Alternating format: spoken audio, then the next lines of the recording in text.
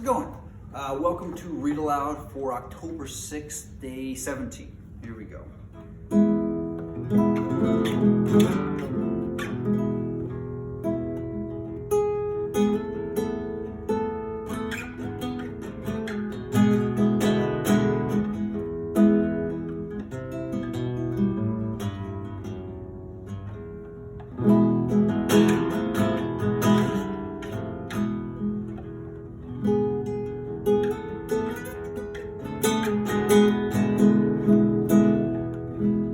That's good enough for today. Okay.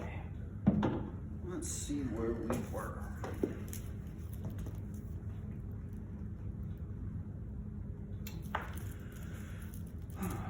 They went on and on. The rough path disappeared. The bushes and the long grasses between the boulders, the patches of rabbit-cropped turf, the thyme and the sage and the marjoram and the yellow rock roses all vanished, and they found themselves at the top of a wide, steep slope of fallen stones, the remains of a landslide. When they began to go down this, rubbish and small pebbles rolled away from their feet. Soon larger bits of split stone went clattering down and started other pieces below them, slithering and rolling. Then lumps of rock were disturbed and bounded off, crashing down with a dust and a noise.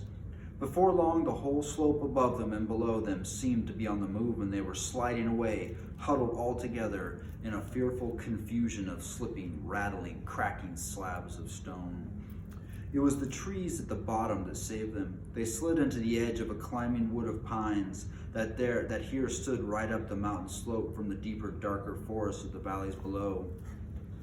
Some caught hold of the trunks and swung themselves into lower branches. Some, like the little Hobbit, got behind a tree to shelter from the onslaught of rocks. Soon the danger was over and the slide had stopped, and the last faint crashes could be heard as the largest of the disturbed stones went bounding and spinning among the bracken and the pine roots far below. "Well, that has got us on a bit," said Gandalf, "and even goblins tracking us will have a job come down here quietly." "I dare say," grumbled Bomber, "but they won't find it difficult to send stones bouncing down on our heads." The dwarves and Bilbo were feeling far from happy and were rubbing their bruised and damaged legs and feet. "Nonsense, we are going to turn aside here of the path of the slide. We must be quick. Look at the light." The sun had long gone behind the mountains. Already the shadows were deepening about them, though far away through the trees and over the black tops of those growing lower down, they could still see the evening lights of the plains beyond. They limped along now as fast as they were able, down the gentle slopes of pine forest into a slanting path leading steadily southwards. At times they were pushing through a sea of bracken with tall fronds rising right above the Hobbit's head. At times they were marching along quiet as quiet over a floor of pine needles. And all the while, the forest gloom got heavier and the forest silence deeper. There was no wind that evening to bring even a sea sign into the branches of the trees. "Must we go any further?" asked Bilbo, when it was so dark that he could only just see Thorin's beard wagging beside him, and so quiet that he could hear the dwarves breathing like a loud noise. "My toes are all bruised and bent, and my legs ache, and my stomach is wagging like an empty sack." "A bit further," said Gandalf. After what seemed ages further, they came suddenly to an opening where no trees grew. The moon was up and was shining into the clearing. Somehow it struck all of them as not at all a nice place, although there was nothing wrong to see. All of a sudden they heard a howl downhill, a long, shuddering howl. It was answered by another away to the right and a good deal nearer to them. Then by another not far away to the left. It was wolves howling at the moon, wolves gathering together. There were no wolves living near Mr. Baggins' hole at home, but he knew that noise. He had had it described to him often in tales. One of his elder cousins on the Took side, who had been a great traveler, used to imitate it to frighten him. To hear it out in the forest under the moon was too much for Bilbo.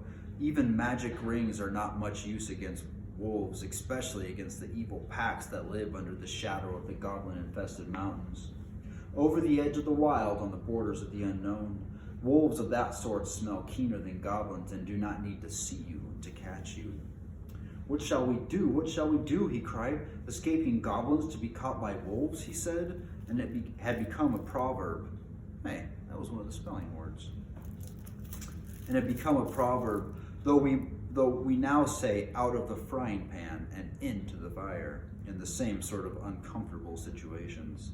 Up the trees, quick, cried Gandalf, and they ran to the trees at the edge of the glade, hunting for those that had branches fairly low or were slender enough to swarm up. They found them as quick as ever they could. You can guess, and up they went as high as ever they could trust the branches. You would have laughed from a safe distance if you had seen the dwarves sitting up in the trees with their beards dangling down like old gentlemen gone cracked and playing at being boys. Feely and Keely were at the top of a tall lark like an enormous Christmas tree. Dory, Nori, Ori, Oin, and Gloin were more comfortable in a huge pine with regular branches sticking out at intervals like the spokes of a wheel. Bifur, Bofer, Bomber, and Thorin were in another. Dwalin and Balin had swarmed up a tall, slender fir with few branches and were trying to find a place to sit in the greenery of the topmost boughs. Hey, boughs. Wasn't that a spelling word too? Yeah. Gandalf, who was a good deal taller than the others, had found a tree into which they could not climb, a large pine standing at the very edge of the glade. He was quite hidden in its boughs, but you could see his eyes gleaming in the moon as he peeped out, and Bilbo, he could not get into any tree, and was scuttling about from trunk to trunk like a rabbit that had lost its hole and has a dog after it. You've left the burglar behind again, said Nori to Dory, looking down. I can't be always carrying burglars on my back, said Dory. Down tunnels and up trees. What do you think I am, a porter? He'll be eaten if we don't do something, said Thorn, for there were howls all around them now, getting nearer and nearer. Dory, he called, for Dory was lowest down on the easiest tree. Be quick and give Mr. Baggins a hands up. Dory was really a decent fellow in spite of his grumbling. Poor Bilbo could not reach his hand even when he climbed down to the bottom branch and hung his arm down as far as he ever could. So Dory actually climbed out of the tree and let Bilbo scramble up and stand on his back. Just at that moment, the wolves trotted howling into the clearing. All of a sudden, there were hundreds of eyes looking at them. Still, Dory did not let Bilbo down. He waited till he had clambered off his shoulders and into the branches, and then he jumped for the branches himself, only just in time. A wolf snapped at his cloak as he swung up and nearly got him. In a minute, there was a whole pack of them yelping around the tree and leaping up at the trunk, with eyes blazing and tongues hanging out. But even wild wargs, for so the evil wolves at the edge of the wild were named, cannot climb trees. For a time they were safe. Luckily it was warm and not windy. Trees are not very comfortable to sit in for long at any time, but in the cold and the wind, with wolves all around below waiting for you, they can be perfectly miserable places. This glade in the ring of trees was evidently a meeting place for the wolves. More and more kept coming in. They left guards at the foot of the tree in which Dory and Bilbo were, and then went snuffling about till they had smelt out every tree that had anyone in it. These they guarded too, while all the rest, hundreds and hundreds it seemed, went and sat in a great circle in the glade. And in the middle of the circle was a great gray wolf. He spoke to them in the dreadful language of the wargs. Gandalf understood it, Bilbo did not, but it sounded terrible to him, and as if all their talk was about cruel and wicked things, as it was.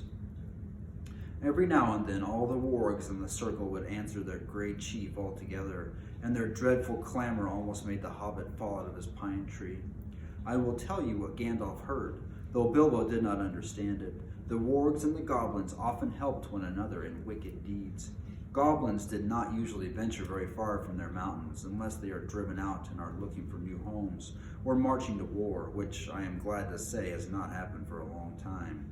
But in those days, they sometimes used to go on raids, especially to get food or slaves to work for them. They often got the wargs to help and shared the plunder with them. Sometimes they rode on wolves like men do on horses. Now it seemed that a great goblin raid had been planned for the very next night. The wargs had come to meet the goblins, and the goblins were late. The reason, no doubt, was the death of the great goblin, and all the excitement caused by the dwarves and Bilbo and the wizard, for whom they were probably still hunting. In spite of the dangers of this far land, bold men had of late been making their way back in from the south, cutting down trees and building themselves places to live in among the more pleasant woods in the valleys and along the river shores. There were many of them, and they were brave and well armed, and even the wargs dared not attack them if there were many together, or in the bright day. But now they had planned, with the goblins' help, to come by night upon some of the village nearest the mountains. If their plan had been carried out, there would have been none left there the next day, and all would have been killed except the few the goblins kept from the wolves and carried back as prisoners to their caves. Okay, I had to read a little bit shorter today because I have a meeting in just a second. So, okay, thanks guys.